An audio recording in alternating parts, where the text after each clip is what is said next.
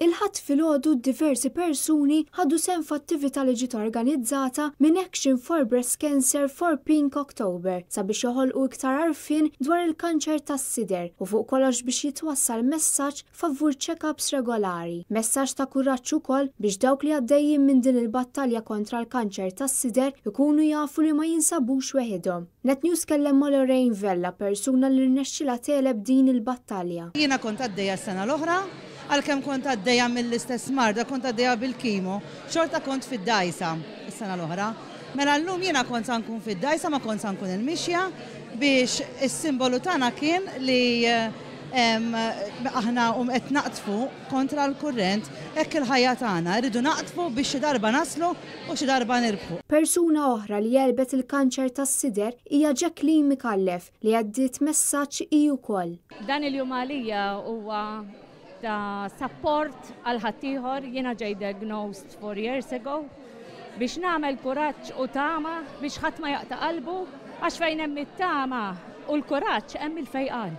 L-organizzatriċi Esther Sant spjegatilna għaliex qed issir din l-attività. Dan il-jum ovvjament huwa wieħed minn ħafna f'Ottubru illi aħna rridu qajmu kuxjenza dwar il-kanċer tas-sider aktar minn xhur oħrajn.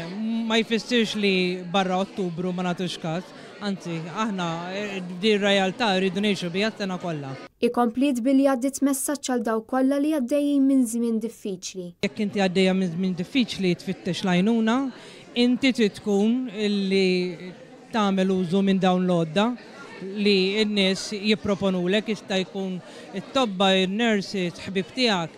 U inti kollok dak il-will ġo fik li tagħmel l-ewwel pass, li taqbad it-telefon u tċempel, jew li tistaqsi l-ħabiba tiegħek tiġi miegħek biex tkellem persuna oħra li għaddiet minnha.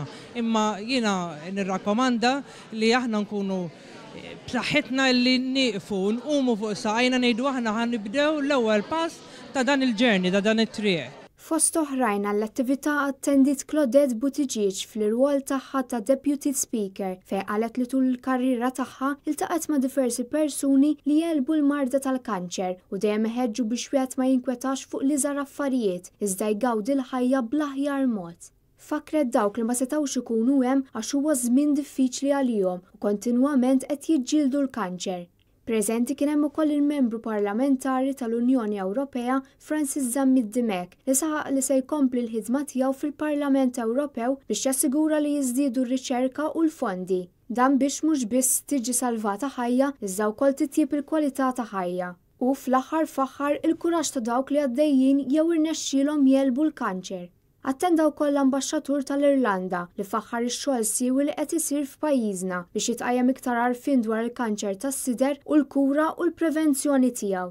U żied jgħid li l-pajjiżi kollha għandhom jimxu fuq il-passi ta' Malta hekk kif importanti li tkompli r-riċerka.